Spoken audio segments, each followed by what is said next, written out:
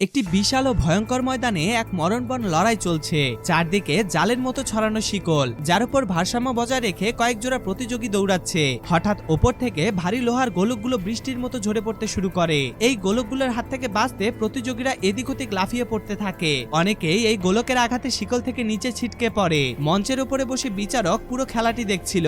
তার কাছে খেলাটি ধীরগতির মনে হওয়ায় তিনি চাকা ঘোরানোর নির্দেশ দেন, যার ফলে নিচের জালের মতো শিকলগুলো ঘুরতে শুরু করে। শিকলের গতির সাথে গোলকগুলোর সংঘর্ষে চারপাশ আরো বিপজ্জনক হয়ে ওঠে। প্রতিযোগীরা কোনো মতে একে অপরকে আঁকড়ে ধরে বেঁচে থাকার চেষ্টা করে। এক পর্যায়ে লড়াইটি চূড়ান্ত উত্তেজনায় পৌঁছায়। জন নামের একজন প্রতিযোগী তার সঙ্গীকে বাঁচানোর জন্য দৌড়ে আসে। সে শিকলে আটকে থাকা তার সঙ্গীকে উদ্ধার করে একটি হুক ব্যবহার করে শিকলের সাথে বেঁধে দেয়। কিন্তু ভাগ্যের নির্মম পরিহাসে তাদেরই অপর একটি সঙ্গী মাইকের পায়ে শিকলে আটকে যায়। মাইক তার সঙ্গীকে বাঁচানোর বদলে নিজের প্রাণ বাঁচাতে তার পায়ের উপর তরবারি দিয়ে আঘাত করে তাকে নিচে ফেলে দেয়। আর এটা দেখে বিচারকের মুখে এক শয়তানি হাসি ফুটে ওঠে। ওদিকে জন এবং তার দল তাদের লক্ষ্যে পৌঁছাতে আপ্রাণ চেষ্টা চালিয়ে যাচ্ছিল।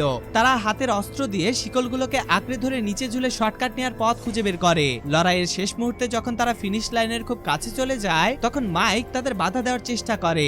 জন তার বুদ্ধিমত্তায় সবার আগে ফিনিশিং লাইন অতিক্রম করে। পরাজিত দলগুলো লজ্জায় মাথা নত করে। দ্বিতীয় রাউন্ডের জন্য এবার লড়াই আরো কঠিন হয়ে ওঠে। বেঁচে থাকা তিনটি দলকে এবার ড্রাগনের গুহার দিকে এগিয়ে যেতে হবে, যেখানে ড্রাগনের ডিম সংগ্রহের লড়াইয়ে তাদের জীবনের বাজি রাখতে হবে।